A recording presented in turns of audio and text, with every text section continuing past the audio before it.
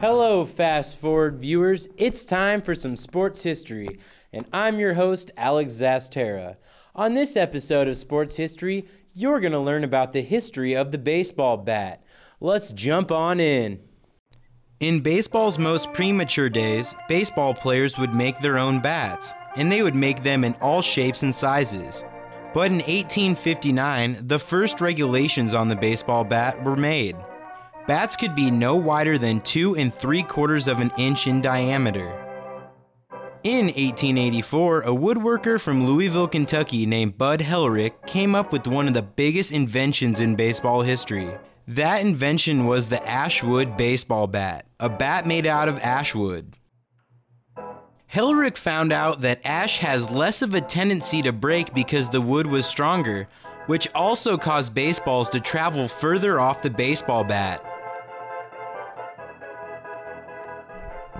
After Hellerick's discovery, the Ashwood baseball bat became the new norm throughout the whole baseball world.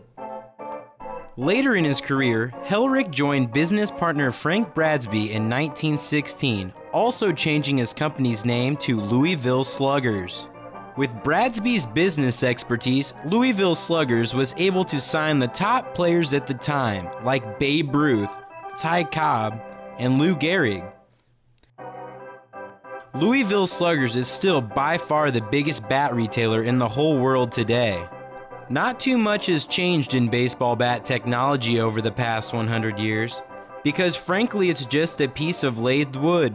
But since the early 2000s, there has been a movement towards using maple bats. Barry Bonds was the first player to start using maple bats again, and other players took notice, especially when Barry Bonds broke the single-season home run record in the 2001 season, hitting 73 home runs.